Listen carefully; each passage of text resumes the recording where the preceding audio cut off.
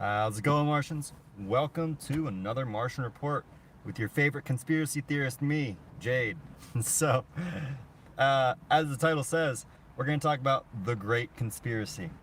And this is inspired by an article that is written by a community member. I'm not going to say his name because I don't want there to be, I don't want anybody to like go after this person, right? Like, it's their opinion, and I do not agree with it. So I'm not going to share the person's name, just so that there's not like any of my supporters going and attacking him, because he's a small user, or like a small Twitter user or account. He just started his account recently too, so he might actually still be really new too. So this might just, his belief that this is a conspiracy is highly probable to be that he's just not done enough research yet. So, you know, it makes sense. You know, I think I've talked about this too before we get into this, that there's a very, you know, it feels like a conspiracy when you look at the breadth of what we're going to cover today, okay?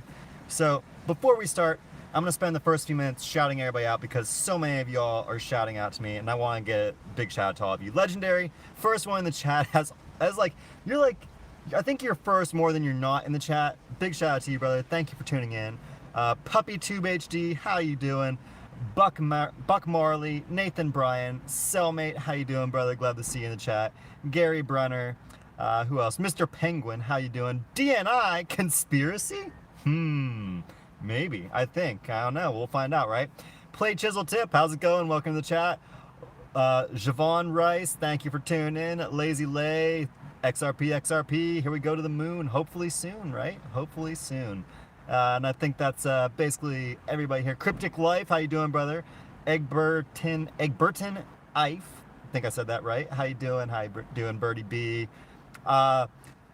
Hey, we got bored of holding XRP. I do not know how to read your name. It is in some Arabic language. I think it's Arabic. But yeah, XRP Nation, how you doing? Jay Novitz. Let's see. All right, guys. So I'm going to hop right into this real quick here. Now, I shout out most of the people who came in. Glad to see you all. Once I get through this, it's going to be like 15, 20 minutes that we're going to spend going through this article. And I'm going to present a few other things outside of the article, just not read it to you outright. And explain why I don't agree with this individual's article, right? So real quick, if you could, before we begin, if you're new to my stream, if you're new to my content, be sure to hit that subscribe and also hit the like. You know, likes help with the algorithms. That's why I say hit the like. It's not because like, oh, it makes me feel good. No, it actually helps the YouTube algorithms. They don't get this video viewed. So this video, we're going to be talking about the Great Conspiracy, as it is, and that being whether or not XRP is being positioned to be a global reserve currency. Now, this article, and I'm not even going to read the title of it, I'm just going to start reading it for you. It starts out facetious, right? He starts out laying out a narrative that he sees individuals such as myself and anybody in the chat who believes that XRP is being developed as a global reserve, that he believes that we are in a cult of sorts, of believing a conspiracy, right? That we're gullible. So the article starts, the infamous they, if we could only find out who they is, because they controls everything. Now, mind you, I'm not reading this, I'm reading this verbatim, right? So he says, they is, not they are. They controls, not they control. In other words, he's saying they as if it's an individual as opposed to a conglomerate, right? And we'll get back to that, why that's important. They control governments, finance, oil, proof of alien visitation, human thoughts, behavior, and a small San Francisco startup called Ripple. They is George Soros. They is the Kochs. They is the 1%. They is all the elected and self-appointed leaders of the world. They is the Rothschilds and the banks. They is our alien overlords. Hell, they has also been an entire race of human beings for a time in the 1930s and 40s. I'm assuming he's talking about the Aryan race due to Hitler, right? I think that I might have just gotten my video tagged for saying his name even. We'll find out. Anyways, we are simply the puppets that they manipulate. And he quotes they, that's why I keep giving you guys this sign, right? And saying it that way, right? That they manipulate for their own selfish desires and motivations. Money, power, greed, amusement, etc. These are all things that humans will absolutely manipulate other humans for. You don't have to be super powerful to do that. So, but we'll get into this first little section. I want to finish the whole thing before we really dissect it, all right? So they have pre-allocated Ripple's XRP and escrow to distribute among the nations of the world to be the world reserve currency and to possibly digitize the world's gold reserves. Impossible, you say? Well, that is what they want you to think. Again, saying as if they is a single individual and not as a collective, right? So they wants you to stay poor. They has gone out and coordinated with every major news network to keep you in the dark. But fear not, for there is a dedicated group of Twitter users and YouTubers who have figured out they's plans and are letting you know about it. Okay, so before I even go into his article, because he states in the very next line of his next section, he says, I'm obviously being facetious here. I felt compelled to write something as I see more propagation of crazy conspiracies surrounding digital currencies, right? So let's dissect his narratives here, right? Because he's very blatantly painting it out like anybody who is behind the idea of a pre-allocation theory regarding global finance is, in the same camp as individuals who believe in, like, George Soros is controlling all the Liberal Party or whatever, right? That the news networks are all a big lie, okay? So, now, here's something interesting. I'm not going to try to label this individual's political affiliation, but I am going to say outright, this individual is not conservative at all. Because all the conspiracies, which he labels as conspiracies, are conservative, notably conservative conspiracies. So, if this individual is watching the stream, I'm going to use something that they've never even heard of. They being the individual that wrote this, not the controllers, right? So, perhaps many of you are familiar that Fox News, and if you watch Fox News, so be it, but Fox News, and this is to emphasize his point about the news media, that all of the news media are collectively misinforming us. Well, they are, and it is blatant that they are, right? The conservatives have already done this to the left, right? But this individual obviously is of a left-leaning narrative, at least, because he wants to disregard that George Soros has heavy influence in liberal media. So for him, I'm going to explain how the right works. It is ruled by a man named Rupert Murdoch. Rupert Murdoch is a media mogul who runs News Corp. News Corp, if you don't know, owns the following: Foxtel, which is Fox Sports, Fox Cricket, Fox Footy, Fox League, Fox News in every English-speaking country. It's also the company that owns the Australian news channel, which is Sky News, Sky News Live, Business, Weather, and Sky News New Zealand. It also owns the internet broadcast organizations Ball and Punters.com.au. It also owns the Australian Golf Digest, Big League, Country Style, Donny Hay, GQ Australia, Inside Out, MasterChef Magazine, Superfood Ideas. In the UK, it owns News UK, The Sun, The Times, Sunday Times, Press Association. In Australia, also it owns The Australian, The Weekend Australian, Australian Associated Press, news.com.au. In New South Wales, it owns the Daily Telegraph. I think you guys are getting the point, right? There are over 800 news organizations owned by News Corp, who was established and owned by Rupert Murdoch, who is notoriously a oil baron. Okay? So, this is the right's narrative. It is the oil moguls, the Rockefellers. That is their side. The left has their green energy side, their tech side. They are the tech side. That's why you see that they defend internet conglomerates like Facebook, like Twitter, like so on and so forth. This is the system you live in, okay? If you don't want to believe that, well, hey, you know, you can take it up with that's a straight up fact. Like, I'm reading for you straight up from their actual, like, if you go and Google any company and say, who owns this company? You'll be able to follow it back to the parent company and the parent company. And then there is a multinational organization, which is a parent of all of them. It's kind of like Alphabet owns Google, Yahoo, and so on, or not Yahoo, Google and YouTube, as well as all the other Google Ventures and all those little branches that have come off of it, right? This is the illusion of choice, and it is very real. If you think that's a conspiracy, that's because you want to pretend this is not the world we live in, but it is very much so the world we live in, and this is not just an American-based thing.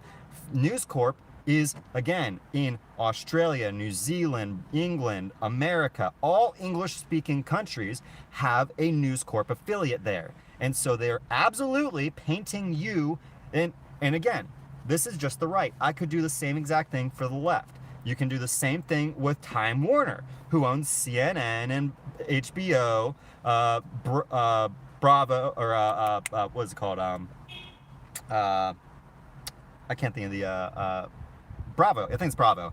And you can also do the same thing with Comcast, who owns MSNBC, NBC, and numerous other news-affiliated organizations. Right? BBC. I think BBC falls under. Actually, does BBC fall under News Corp? No. I know National Geographic, but one that actually interested me while I was looking here is National Geographic falls under News Corp. Also, so does Dow Jones and Company. Enterprise Media Group, which is Dow Jones and Dow Jones Newswires, Dow Jones Indices. They're also, everything Dow Jones essentially, and Strategic Alliances. Also Wireless Group, which I've not heard of, but they're probably big, and just because I haven't heard of them, But the idea is that this is a very, very real thing. When it comes to your news, yes, that you might think that there's a lot of these different news organizations out there, but really when it comes down to it, there's not. They just have different names. And here's the thing. They're not just on the mainstream news. No, it's like the Washington Post and the Huffington Post and the Young Turks and, CNN. Yeah, they're all under the same umbrella organization. It's just they have different names, and so you think that they're different news outlets, so you're getting from a different source. They is a group. They is not one person. They is two sides of the same coin, and they are different individuals, different entities, but again, they are propagating their narrative to the masses, and the masses choose one side or the other. This is not me saying that they are the same team, because they're not. There are multiple teams in this global ecosystem vying for power, but they all have their own affiliated groups, and they all have their own affiliated news networks, who they incentivize through advertisements, which they buy on their news, and that news is then propagated to you with the bias that the advertiser wants the bias to be. Now, you can pretend that that's not real, but it absolutely is, because money is what makes the world go round. So, that's our news. This is the news, right? And this is, again, I'm just using the right, but just like I said, you can do the same exact thing for the left, all right? I'm not trying to pick on anybody that's conservative. Believe me, if you're on YouTube looking for information from an independent journalist such as myself, or anybody out here that's actually independent, funded, crowdsourced from people out here, they might have their own narrative, but at least they're trying. At least we, are trying to be as realistic as possible and check our own biases, or call when we're being biased and know that we have a bias, right? You don't get that from the news. And that's why what Twitter newscasters and YouTube news journalists, that's what makes us different from the establishment, all right? Because we actually admit when we're full of it, or we admit when there's a chance that we are being misled because of a preconceived notion, right? Now then, that's our news, right? So the next thing I wanted to talk about is before we get back into the article here, right? I want to talk about how political affiliation works. All right. And the reason that I'm going to do this, it's not to pigeonhole anybody that's my viewer. This is to explain that the individual is absolutely impressionable by the group which they identify with. In other words, the only group you are not going to hear me talk about from this political demographic breakdown is, well, there's no breakdown for wealth. There's no breakdown in any of these. I actually looked too. I spent like almost an hour looking for this specific thing to try and find a poll which would determine which group the wealthiest people associate with. But it doesn't exist. You can't find one. You can find demographics for like what the legislation apparently appeals to, but that's opinionated, right? That's not a statistical analysis, so those don't work. But for example, if this is, and these are things everybody knows, right? If you're, and this is for America, if you're black, it doesn't matter male or female, straight or gay, if you're black, there's an 80% chance you're a Democrat. That's polling. That's demographic polling. If, on the other hand, you are a white, was the exact type of, not Catholic, Protestant male, you are, let me pull it up here, just so I get the exact number for y'all. That's millennials. We'll talk about the age demographics too, because that one's kind of interesting. Okay, was it? Oh yeah, down here. Okay, so white, non-Hispanic, evangelical Protestant, 77% chance you're a conservative. Now, there's not going to get into why that is, right? Just that is exactly a thing, okay? If you're a woman, you are 60% more likely to be a Democrat at any age range across any point in time. If you are a white male, you are 54% likely to be a Republican. So men and women, you know, men are from Mars, women are from Venus. Hey, politically too, right? And this goes on, right? You can do this, and you can tease out these statistics about the individual and determine, based upon the individual you're engaging with, where they fall. Just purely based upon their background, their race, their ethnicity, or their race, their creed, and their nation of origin, right? How they got here. And then you can also assume who they will vote for based upon their income due to the narrative, if they believe the narrative, the mainstream narrative. If they talk and you're like, oh, that's a CNN talking point, or oh, that's a Fox News talking point, you can immediately then assume who they vote for. It's that simple. It's really that simple. This is basic psychology. A lot of people like to pretend that psychology is not a real thing, and the reason I'm bringing this up before we get back into this is because the author here seems to believe, because this is one of the narratives he places out, he seems to believe that they are manipulating us, is a conspiratorial thing, but it's not at all. Here's the thing. If you go and study psychology, you go to college for psychology, you will learn just how easy it is to manipulate people, okay? It's really, really simple. It's actually extremely simple to manipulate large groups of people, especially groups. Groups are extremely easy to manipulate because of, again, as somebody in the chat said, herd mentality. But it's more than that, all right? We are social creatures, and before I get into this, we are social creatures. I think that I think that the way that it would apply to governments around the world, before I get into the social creatures bit, right, the political narrative, the breakdown when you go to nations outside, it all depends on the nation's history, right? So if you were to go to, say, England, you're going to find that Muslims are going to be, by and large, for the Labour Party. They're not going to be for the Conservative Party in the UK. That's just, I can tell you, and I'm not even from the UK. I bet somebody in the UK is going to fact check me. Maybe I'll be right, maybe I'm wrong, but I'm pretty certain that's how it's going to play out over in the UK. And you can say the same thing in any nation, you know. I'm not familiar with how culturally, I can't say culturally for like an Asian nation like, you know, China or Japan, but how their demographics sort out. But ultimately, it is based upon the native national identity, which in America is white men. They are the power. We were given the power, right?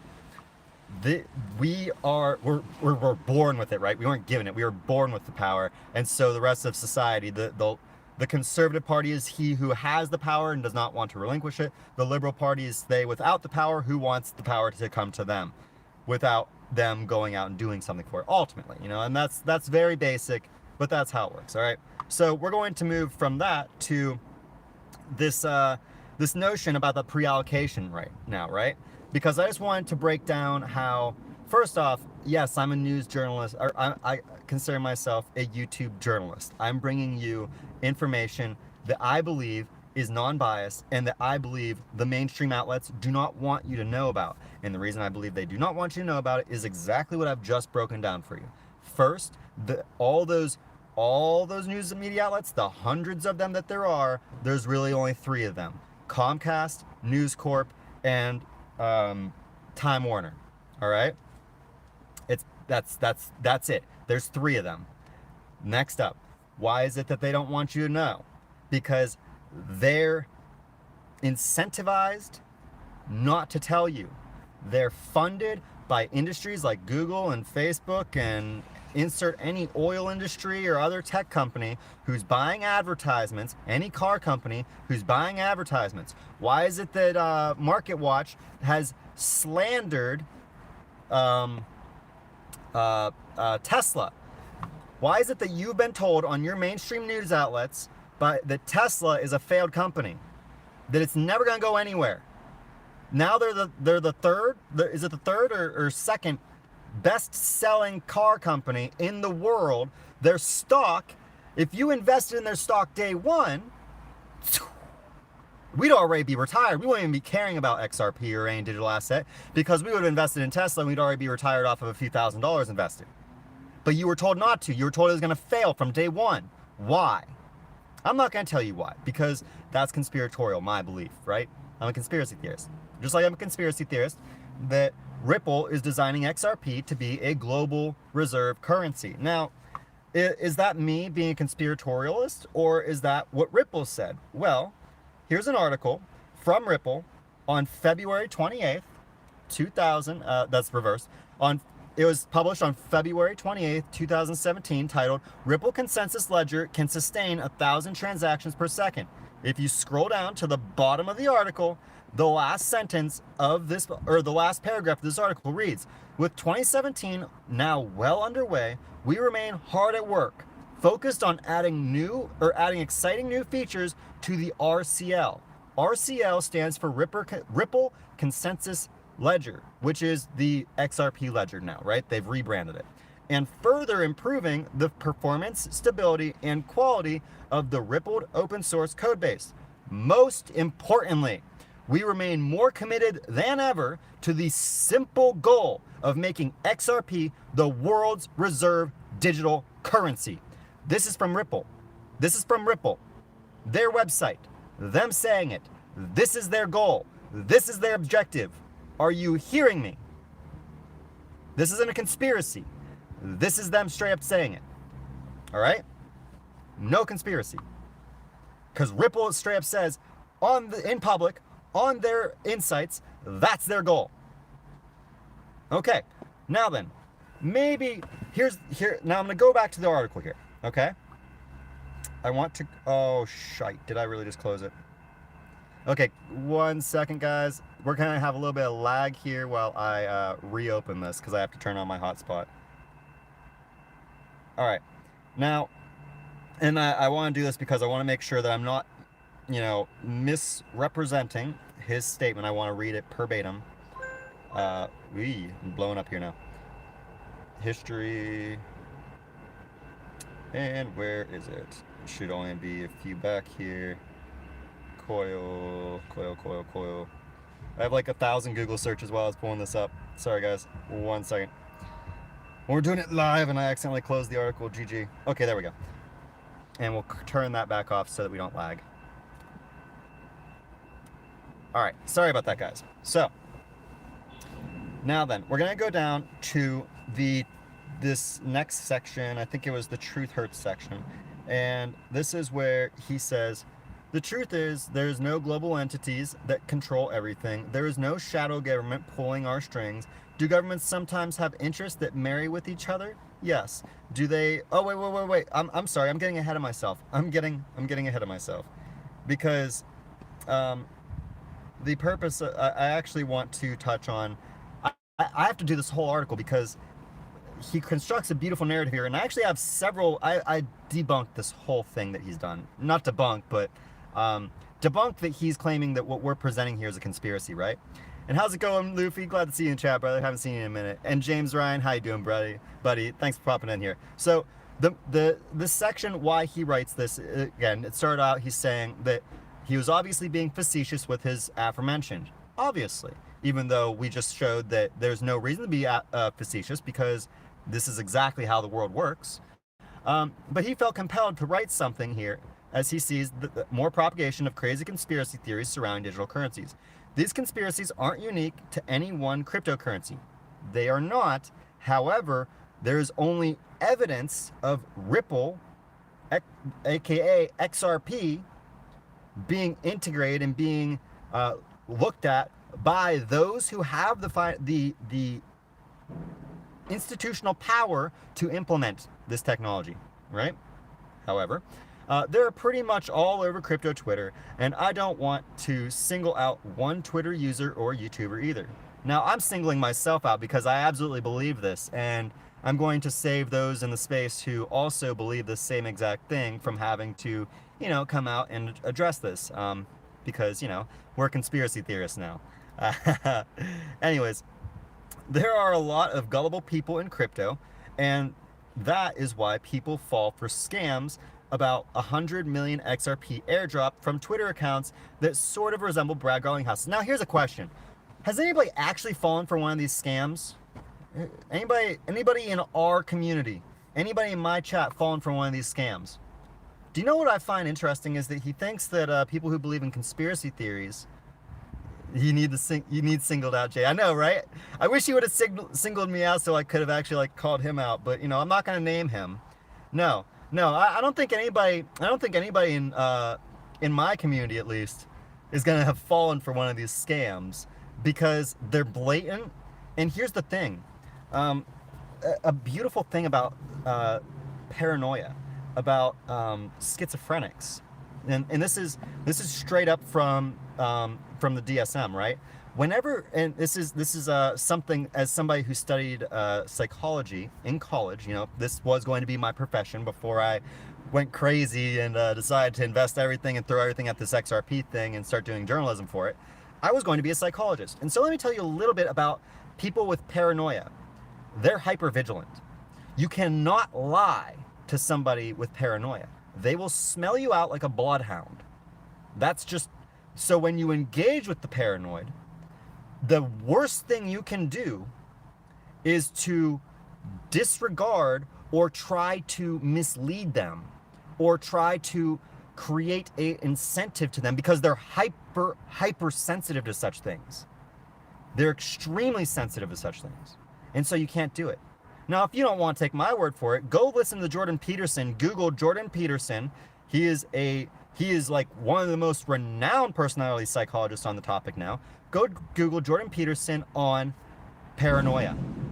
And so you absolutely disagree with me, but go ahead and disagree with the man who's spent his whole entire life studying this, right?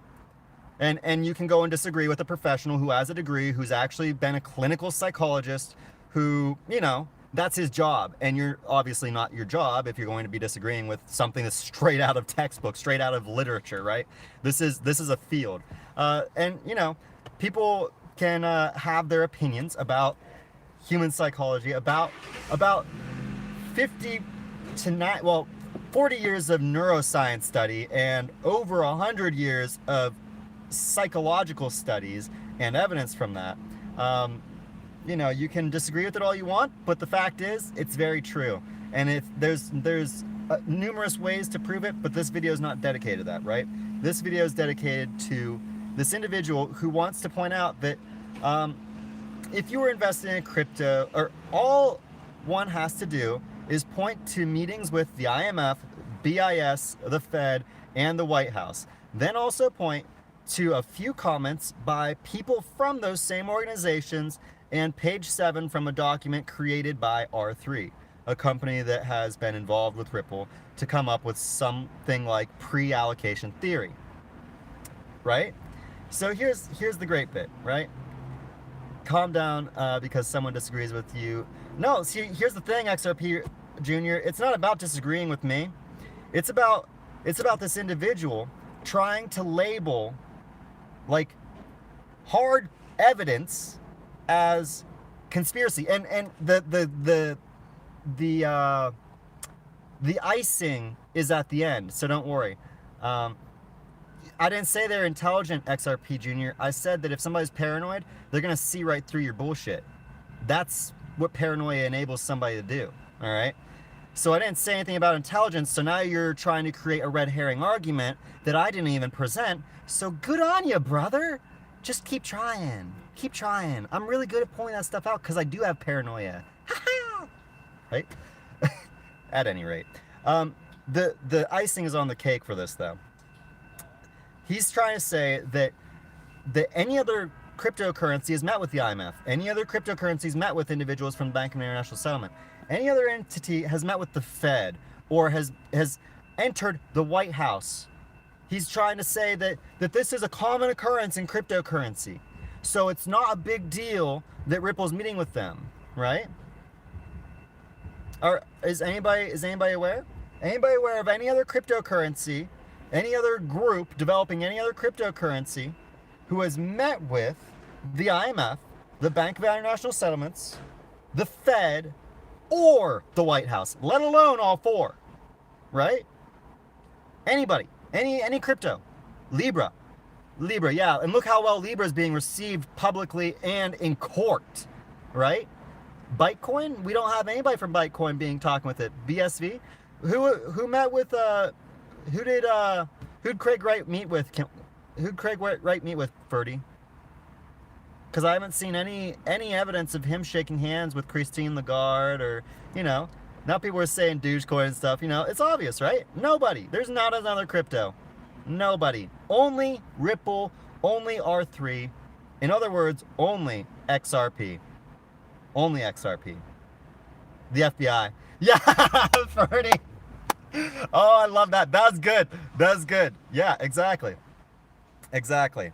So, here's the thing. This individual is trying to pretend that that these organizations, the IMF, the Bank of International Settlements, the Fed, doesn't keep things secret from the public.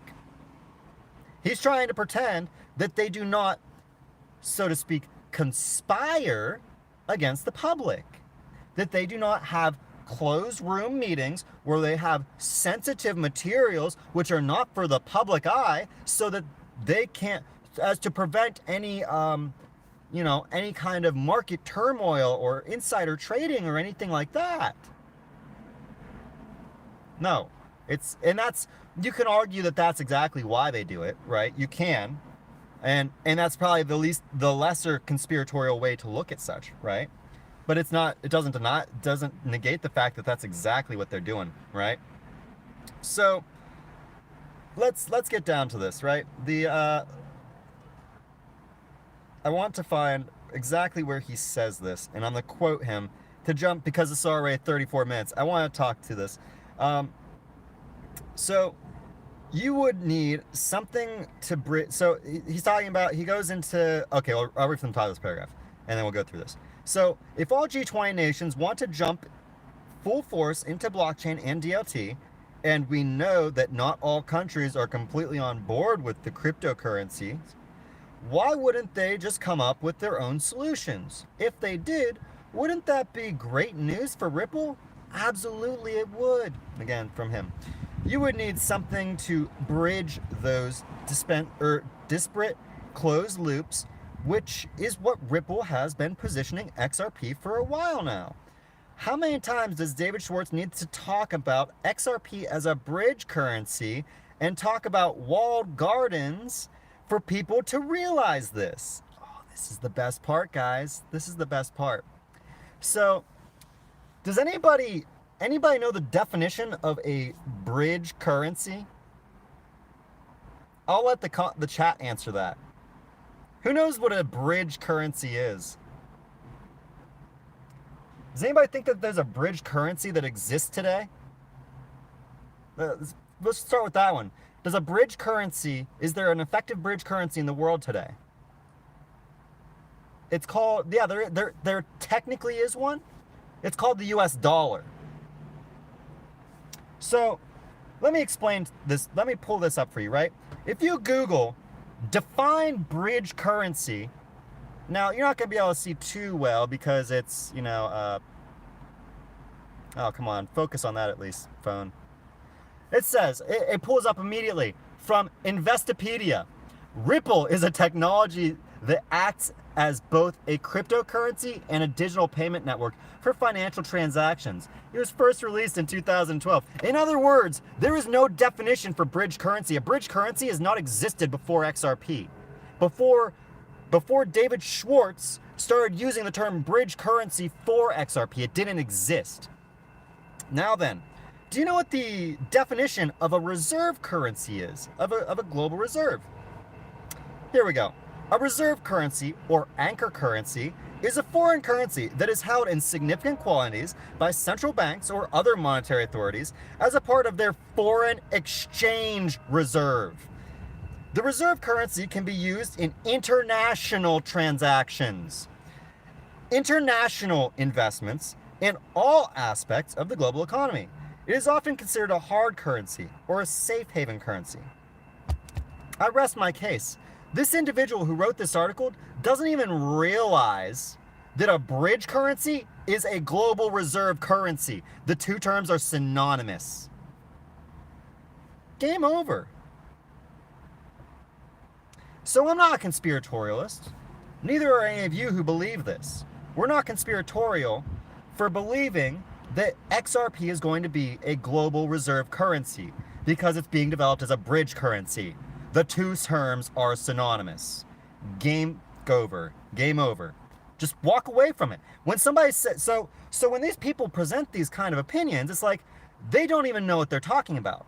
And here's the other thing. There are individuals in our community who are sharing this article as if this is, oh, it's so true, and, you know, these conspiratorials, oh, conspiracies, I hate them. They're making it hard for me to convince any of my family to invest in this thing. Who cares? Who cares if your family invests? Buy enough XRP so that you can give your family some XRP when they don't listen to you.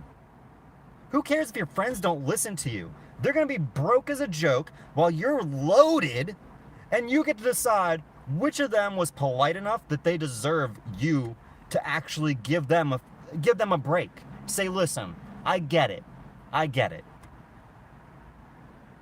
Right? This isn't conspiracy, ladies and gentlemen. This is a matter of fact. This is how the powers that be, which is a conglomerate of individuals, right? A whole group of individuals. It's not one person. It's not one group. It's the IMF, it's the Bank of International Settlements, it's the Federal Reserve, it's the ECB, it's each of them and all of them, right? And this is going to drive home that narrative, all right? So this individual, the reason why he thinks that this is a conspiracy, the reason he thinks this is because all these nations and their central banks have their own personal private interests. And essentially, he doesn't say exactly, but he tries to say that it's like herding cats, right? He tries to say that it would be virtually impossible to get all these countries to agree to this. Well, what is the Bank of International Settlements? What is specifically this one organization, the Bank of International Settlements? From their About Me page on bis.org/about/index.htm, right? Straight from Bank of International Settlements. Our mission is to serve central banks in their pursuit of monetary and financial stability, to foster international cooperation in those areas, and to act as a bank for central banks.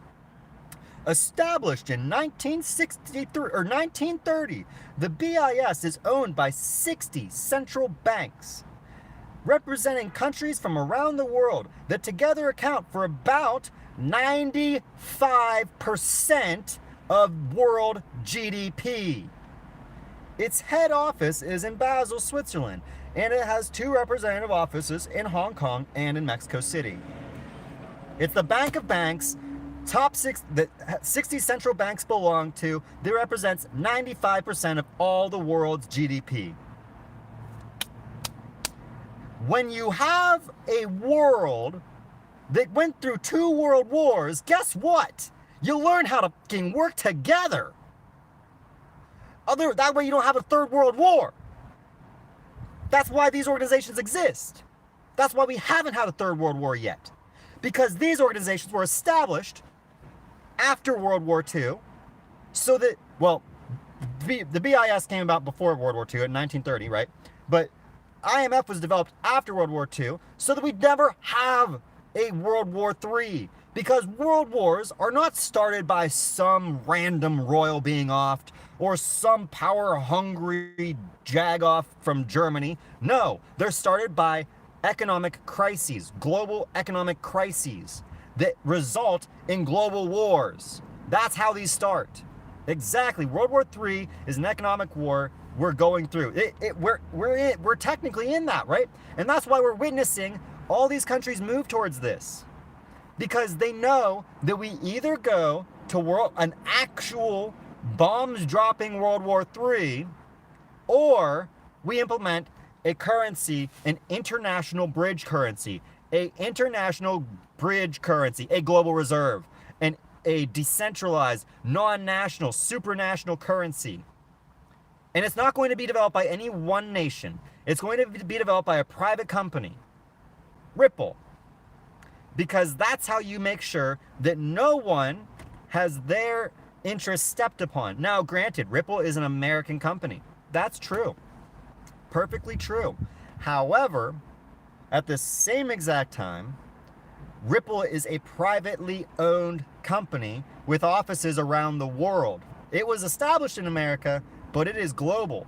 And those outside of America are the ones who have been first to adopt it and first to utilize it, and literally first to utilize it. Mexico and Philippines are the first 2 countries that utilize XRP. So it's not going to America first. And the reality is, if all these groups have organized behind closed doors, and they do, and they have, we know this. We have documents of the meetings which Ripple attended with over 180 some banks, central banks included, over 180 banks that Ripple was invited to. No other blockchain company, just Ripple. I think R3 was there too. So just R3 and Ripple.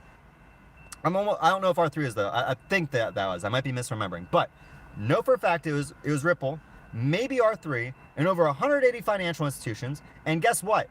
There was not so much as a single letter that came out of that. Not one.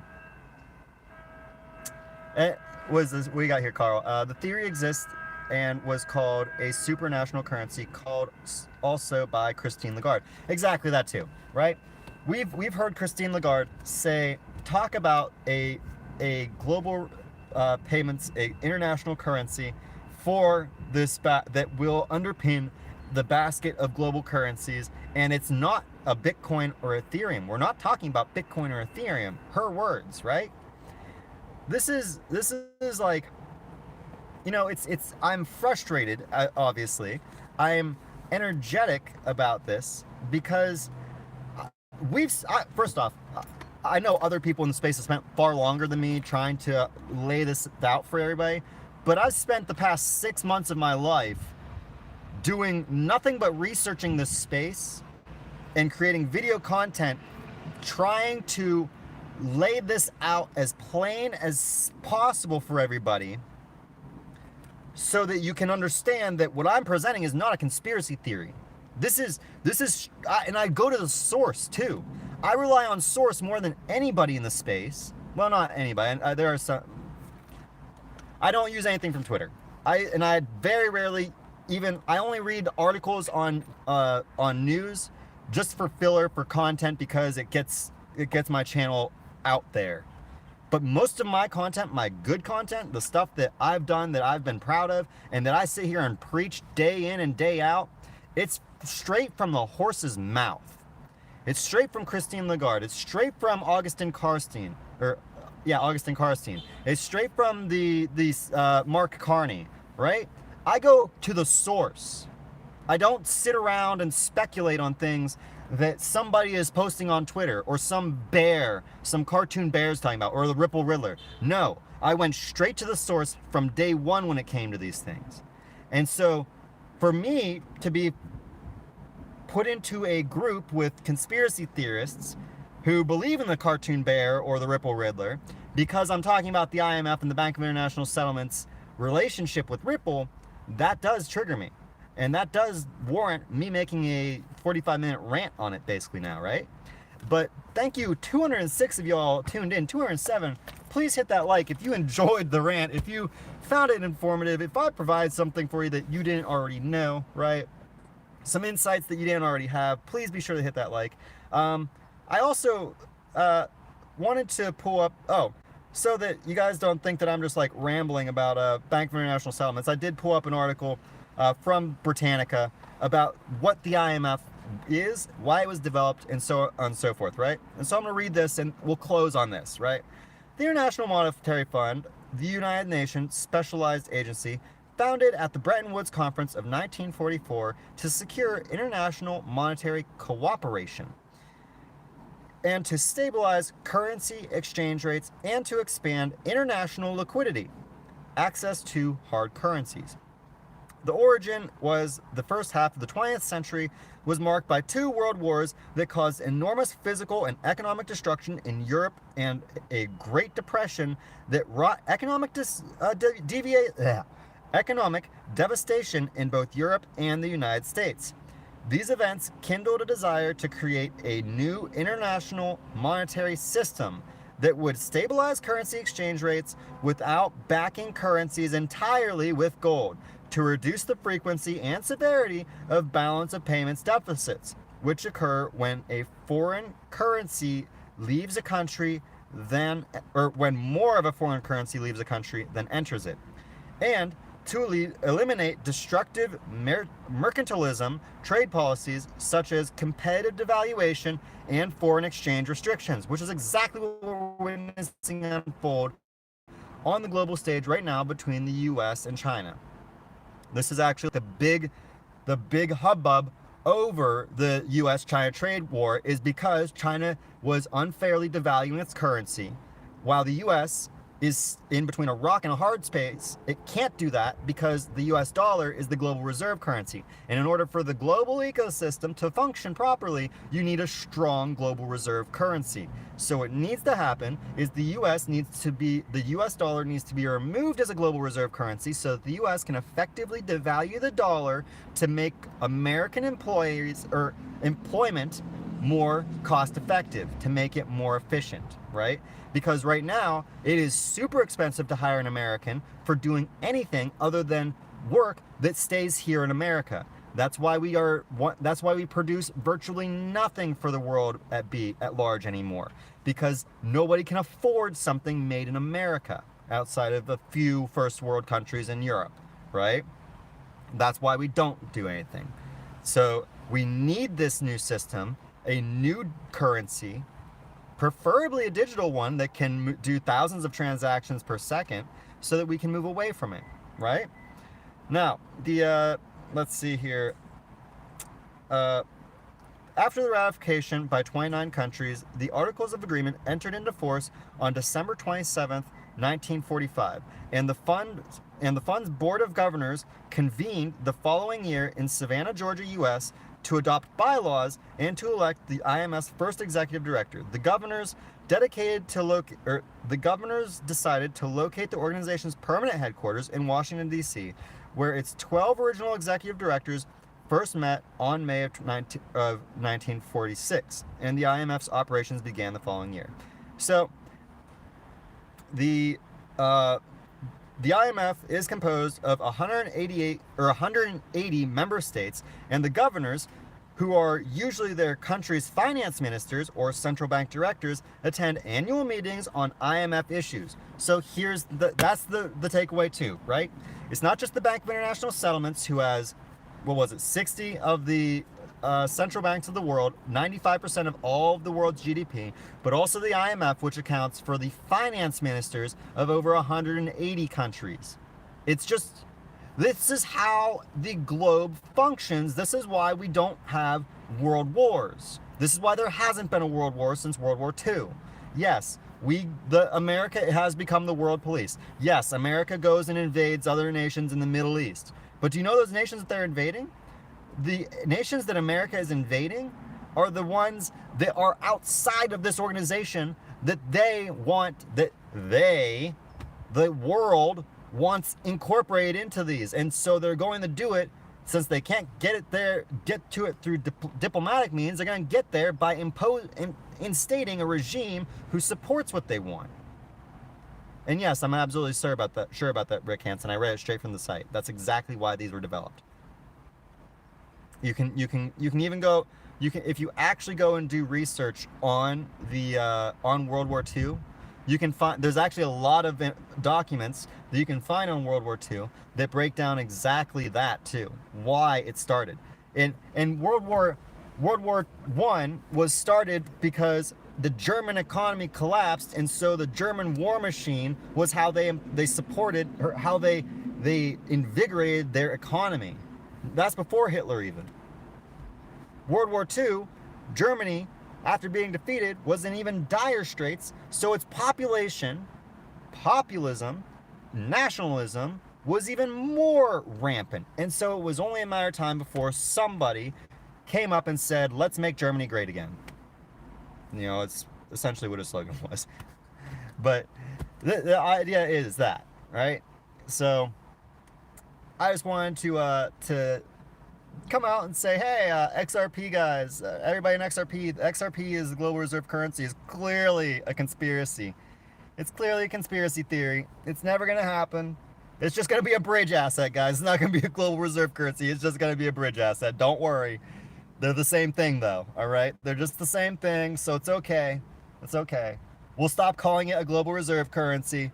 We'll just call it a bridge currency, because there's so much. There's obviously a definitive difference between those two, right? People listen to rants. The truth is spoken that way. Scripted speeches is manipulated. Go Navy. Ooh, rah! Stephen Willits. Hell yeah, brother. Aliens are real? Question mark. You know, I don't know. I went to Area 51. I didn't see. I saw some lights in the sky, but nothing that you could really nothing that was supernatural. You know, I saw some stuff sitting there floating. I'm like, that's not a star. Maybe it's a satellite. You know, I might have filmed some satellites just being in the mindset of wanting to see a UFO, and you know, I was just sitting there looking at a satellite. Justin Ness, I do think that the universe is so big, they got to be out there, right?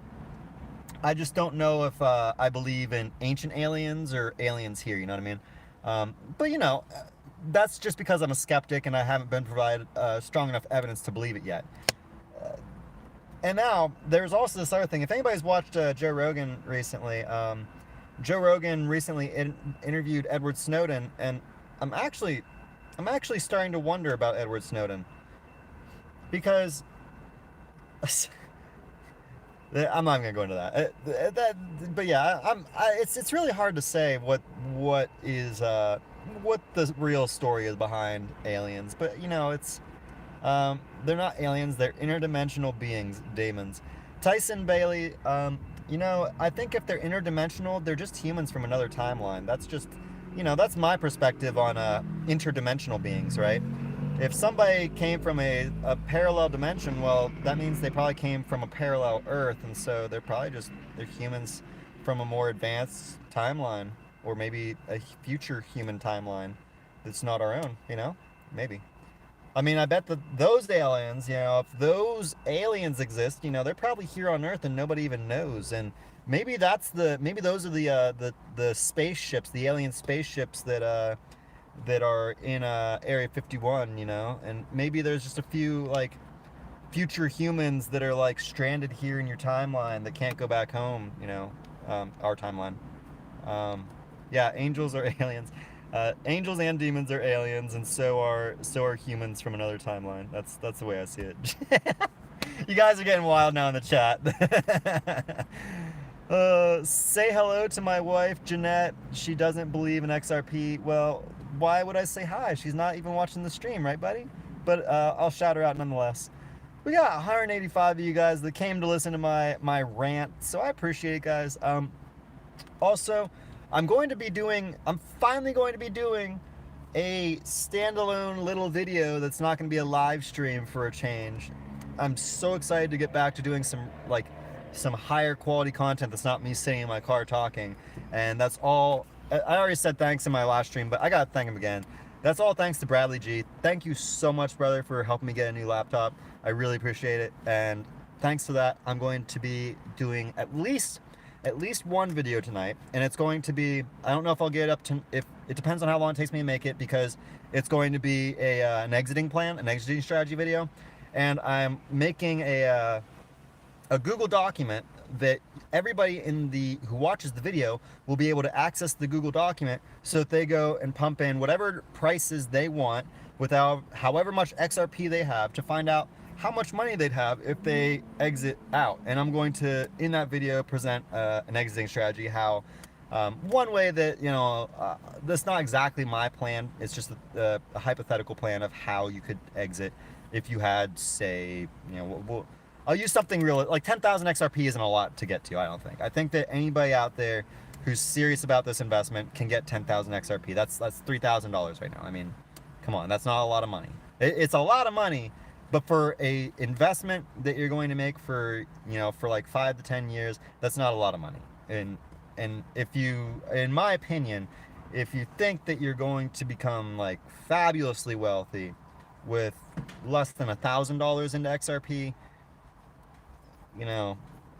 good luck kind of thing. Like, you'll get money. I think that you'll make a lot of money, but I don't think it'll be life-changing. But if you're outside of America, if you are not an American citizen, then $1,000 would be a life-changing amount of money for some people in some countries. But it's for Americans, I think you'll need far more. I think 50K should be a minimum goal IMO from Shu. Yeah, like, if you're not in the 5 digits, guys, if you're not in the 5 digits at least, then it's going to be you're going to, first off, this is why I say it's going to be really hard for those of you who don't have 5 digits worth of XRP to retire off of it.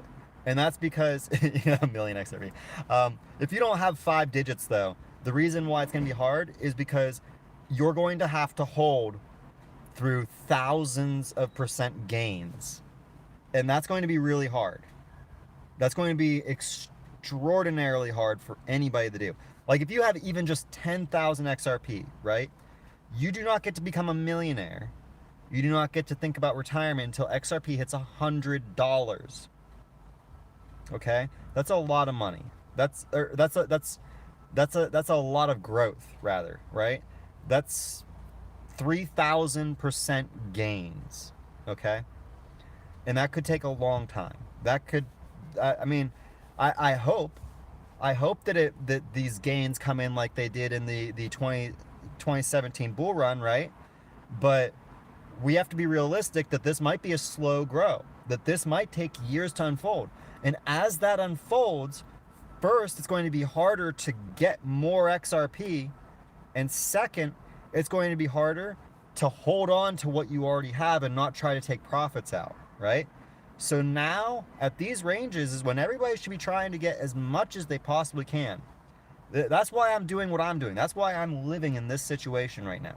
So that I can have enough, so that I can take profits on the way up, so I can keep myself, like, from getting impatient waiting for that peak, right? I can take profits that will hopefully, if I get enough, it'll be more than I've even put in now when I take my first profits at $10, right? Hopefully I can get enough so that I can do that. And then you'll be able to reset your ability to, the idea isn't, no, Jeff, the idea is this. It's not never sell. The idea is to have enough XRP so that you can sell incrementally at different price points, right? You want to be able to, yeah, it's over 30,000% gains. Yeah, you're right, 30,000. That's 3,000x, 30,000% gains, yeah. Hey, Bradley, you're in the chat. Thank you, brother. I just want to shout you out again. Thank you so much for the laptop. We're gonna go get that video made for you. That video made today, and I think it's gonna be something that's really important for a lot of people in the community to see. I do agree with that, Shu. I do agree that you should have a portion, whatever percentage you want to, whatever percentage. It depends on how much XRP you have, right? If you only have, like, you know, say you have 12,000 XRP, 12,500 XRP, we'll say, right? Then you'd probably want to hold on to more like 80%, you know? You'd want to hold on to that 10,000 XRP almost indefinitely, because until it hits over $100, you aren't even able to entertain retirement, right? But if you have that extra 2,500 on top of that 10,000, then when it hits $10, well, now you get to take $25,000 profit, and that's, you know, that's like almost 10x what you've put into the market so far. And so everything that you have put in, not only did you already make all that money back, but you made almost 10 times that back, you know what I mean? And so it's absolutely like, it's really important to make sure that you have more XRP than you need at the end of the day. Because this is a long-term hold, guys. This isn't, you know, I know that everybody wants this to happen overnight. I know everybody wants to be rich, you know, wake up Christmas 2019 and just be a millionaire, right? Ain't that the dream? Ain't that the dream?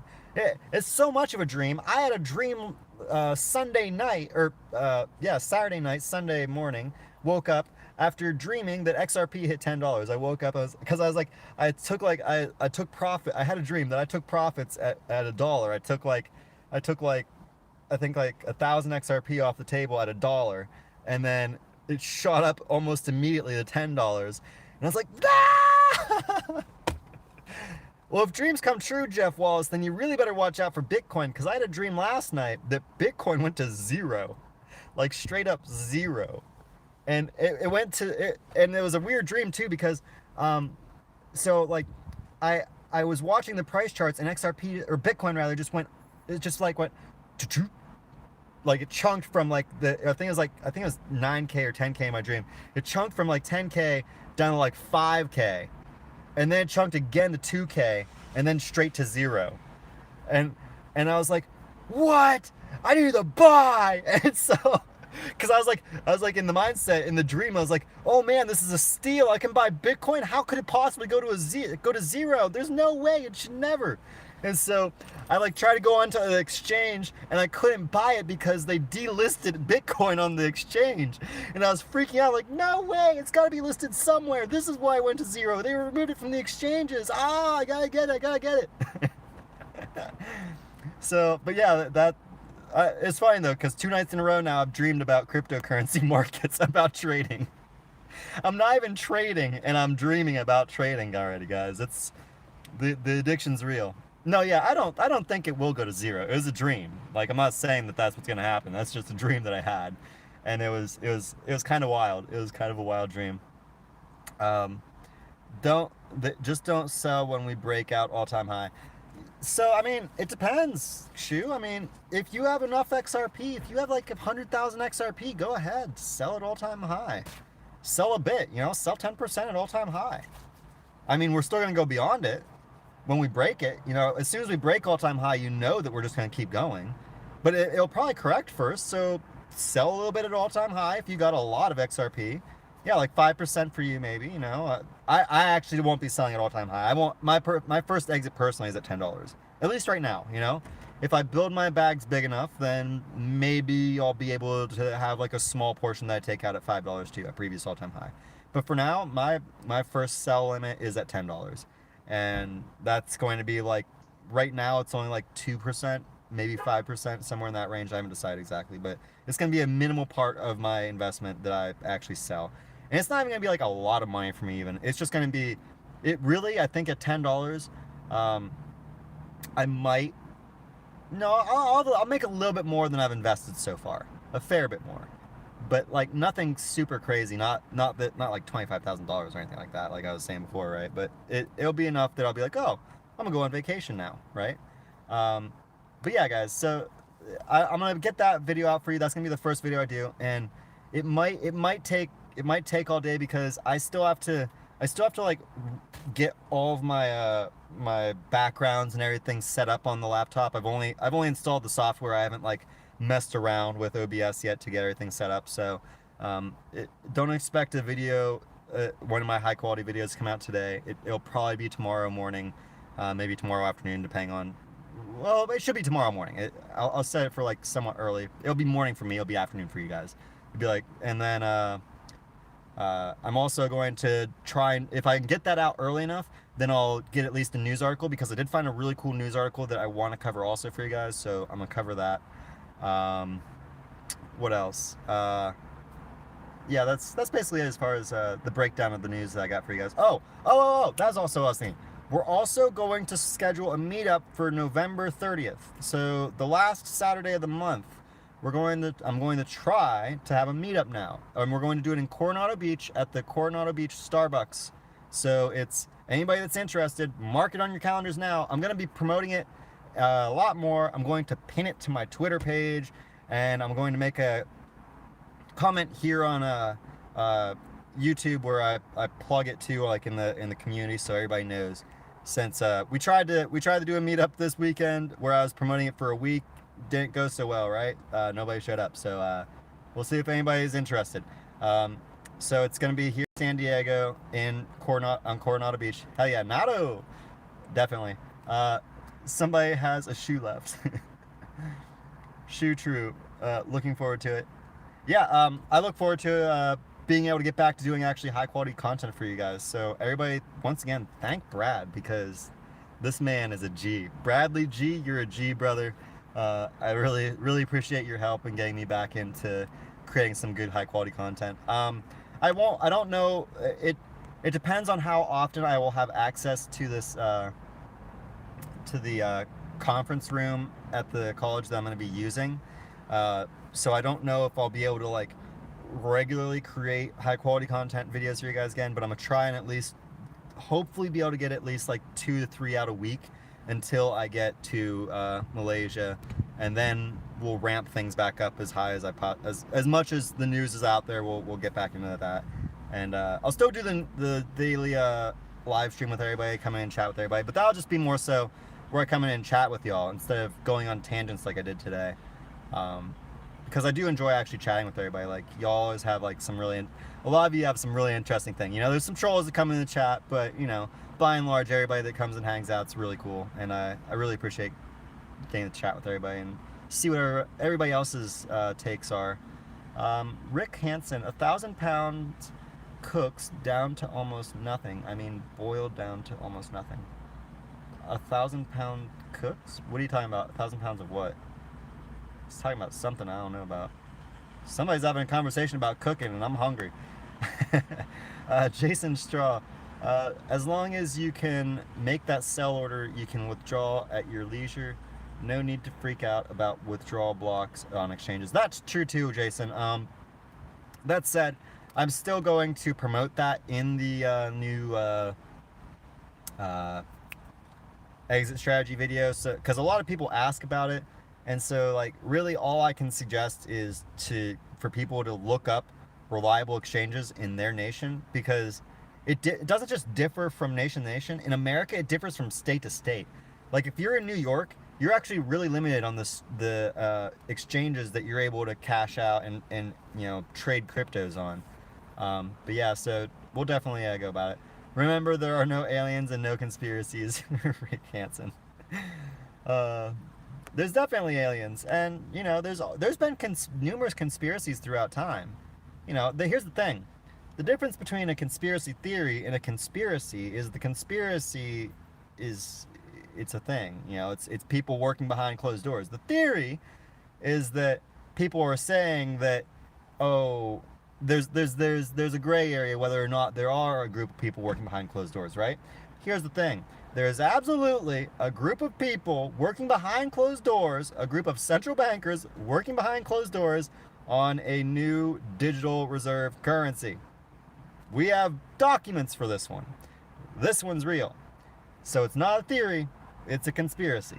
At the same time, you know, I don't think it's malicious. I think that it's just a matter of, you know, business is business and business is none of your business, right? Paranoia is seeing the truth and being told it's a lie. Jacob Slander, yeah. Paranoia is a heightened sense of awareness. By definition, that's what paranoia is. It's a heightened sense of awareness. Now, there is the ability to become delusional, right? But delusional is not the same as disillusionment, right? And they are often misconstrued and painted as being one and the same, but they're not at all, you know, by definition. So, XRP pump up the volume. Conspiracy is a word the CIA invented to discredit alternative theories. I've heard that saying before. I've never seen the, who was it that I heard that from, actually? I feel like that was somebody on Joe Rogan actually said that. Or maybe it was Edward Snowden. I don't remember. I know I've heard it before. Travis Smith, how's it going, brother? It's conspiracy facts. There's no such thing as conspiracy theories. I think there are conspiracy theories. I don't believe that there are Gigantopithecus alive in the 21st century, brother. I just don't. So that's... And Mothman? Mothman is definitely a conspiracy theory.